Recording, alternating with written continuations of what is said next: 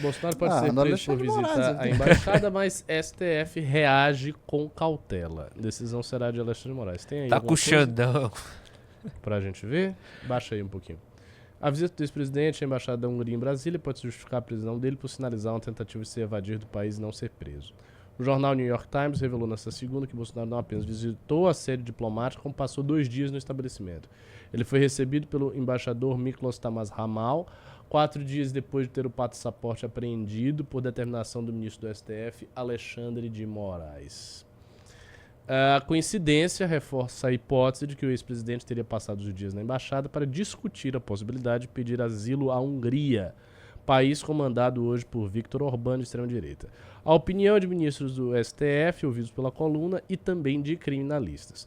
A possibilidade, no entanto, é vista com cautela por magistrados pela repercussão que poderia gerar. Em primeiro lugar, Bolsonaro poderia apresentar alguma justificativa para a visita diferente da possibilidade de pedir asilo. Em segundo lugar,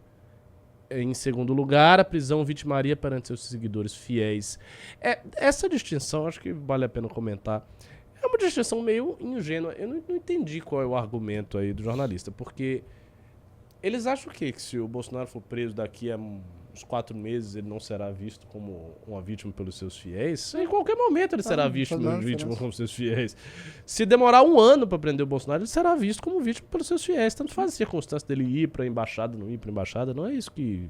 Assim, isso não tem relevância nenhuma. O ponto é o seguinte, o ponto é imaginar que ele possa sair do país. O que, assim, como espectador do drama, do psicodrama político brasileiro, eu acho que seria engraçadíssimo. Ele ir pra Hungria? Eu acho que seria muito bom. Seria muito engraçado. Não fala assim como militante, tô falando como espectador que vê as coisas. Eu acho que seria muito engraçado ele pegar um avião e ir pra Hungria, aí ia começar aquela agonia. Tira Bolsonaro, não tira Bolsonaro, vai extraditar, não vai extraditar. Aí havia uns especialistas da democracia dizendo que houve está surgindo um eixo do mal entre Orbán, Erdogan, Putin, Bolsonaro e Trump, e agora, e Milei, e agora, senhores, estamos perdidos, a democracia, ia ficar aquela agonia. Seria divertido, seria... Mas assim, senhores, uma pergunta. Será que ele fugindo para a Hungria, ele sairia como um que deu o chapéu no Xandão, ou ele sairia como um covardão para o público dele? Pro público dele, um chapéu. Nada que ele faça vai feri-lo. Nada. Nada. Ele sairia como o homem que enganou... Exatamente. É como o nosso imperador, né, que veio de Portugal, enganando Napoleão, e não fugindo, mas enganando Napoleão. Exatamente. Eu acho que a imagem dele seria reforçada com isso. Até porque tem um detalhe, as pessoas falam, mas ele, se ele for preso, a galera vai ficar, fica no início, né? Fica assim, surgiria, eu acho, se ele for preso, um culto à figura do presidente preso, uma coisa muito do martírio. Mas assim, as pessoas iam fazer o quê?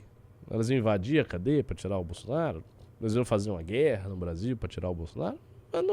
Na prática, elas não iam fazer nada, o cara ia estar preso ali, né? E ele ia poder receber as visitas das pessoas. Eu acho que ia ter um certo fluxo de gente indo se consultar com o Bolsonaro. E aí também algumas pessoas que ele não recebesse iam ser pessoas limadas do bolsonarismo. Então, sei lá, recebeu umas notícias de que um certo sujeito que ele apoiou no passado agora não está ligando para ele. Aí ele não recebe, o cara vai lá, quer ir pra cadeia, ele não, o presidente não recebeu. Aí as notícias circulam, aí tem uma esfera digital do bolsonarismo que é reproduzir, fulano de tal, traidor, o presidente não recebeu na cadeia, não ligou pra ele, essas coisas, cara. A grande verdade é que a gente vive um período no Brasil muito patético, entendeu? Tudo muito ridículo, farsesco, parece um grande folclore. Sim, mas eu queria entrar aqui numa diatribe, assim, descer um pouco para uma coisa mais teórica. Você comentou agora que a gente consegue ver a política de uma forma divertida e que certas coisas são apreciáveis pelo espetáculo, sabe? E recentemente eu estava conversando com um professor de uma dessas atividades físicas que eu tenho praticado, e ele me disse, assim, como eu já vi muitas vezes na vida, que ele só via a coisa com descontentamento e como se fosse um inconveniente na vida dele ser noticiado sobre temas políticos. sabe? Porque a política gerava para ele uma ojeriza, sabe? As notícias lhe pareciam sempre uma negatividade, e que, se possível, ele preferia evitar sequer ouvi-las. Entende? Ele tinha, claro, a curiosidade, o anseio sempre de estar informado a respeito do que ocorria politicamente, então ele sempre estava procurando ver a porcaria do noticiário. Só que, na perspectiva dele, isso só lhe trazia mal, e ele só gostaria que não houvesse a dimensão política, que ele não precisasse estar atento a isso, que ele não se sentisse no dever de saber algo a respeito. Entende? E eu acho que esse é o sentimento da maior parte desse brasileiro com quem a gente conversa. Urbano, trabalhador, independente, que não vive de auxílio, que tem um trabalho, sabe, profissional liberal na cidade de São Paulo, ou no Sudoeste. Esse, sabe, o público vigente, que está muito descontentado e que chegou a ter uma enorme esperança com a ascensão do Bolsonaro no início do seu governo, mas que depois ficou completamente desconsolado pelo fato de que nenhuma das promessas foi atingida. Que a violência piorou, que a situação toda econômica piorou, que a inflação veio e que tudo ficou muito pior. Este brasileiro, eu acho que é o perfil do brasileiro com quem a gente conversa, ele é em muitos detalhes diferente de nós, que executamos essa política para este espectador. Porque a gente vê, muitas vezes, a política como se fosse um grande e maravilhoso espetáculo e um grande e maravilhoso jogo do qual você pode participar. E que não é negativo, que ele é positivo, que ele pode trazer benesses à população, à sociedade, que é virtuoso praticá-lo e que, sobretudo, é divertido. É muito divertido.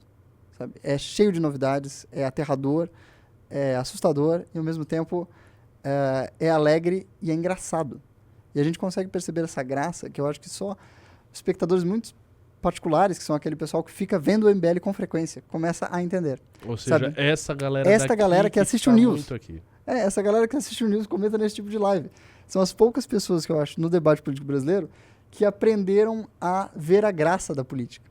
Sabe? Porque o espectador médio brasileiro não tem. Eu acho que o espectador do News ele deve ter a experiência de conversar com os amigos sobre política, porque eu sei que temos aqui alguns milhares de espectadores frequentes, que são aquele pessoal que sempre está vendo o News de verdade, que vende da Pimba, está sempre nos vendo.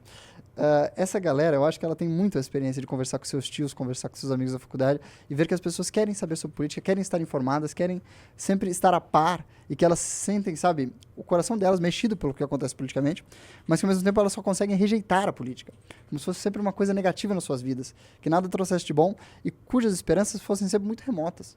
E sempre houve, este nosso espectador, aquelas frases como, não, eu preciso explodir tudo, eu preciso acabar, etc., das pessoas que não são capazes de rir da política. Eu acho que o espectador do MBL News aprendeu com todos os nossos fracassos e acertos e vivendo essas trajetórias a dar muita risada com a política, porque o MBL tem a distinção de conseguir fazer isso ficar engraçado. Mas por que temos essa distinção? Porque a gente consegue ver a coisa de forma engraçada. E se tem algum benefício dessa organização, talvez seja, sabe, levar essa perspectiva divertida. Porque se você não ama uma coisa, se você só a rejeita, você jamais vai conseguir compreendê-la. Sabe? Só é possível aprender sobre as coisas que você tem amor. Olha, esse comentário, sinceramente, deveria render um corte isso aí, viu? Com Foi certeza. um belíssimo comentário.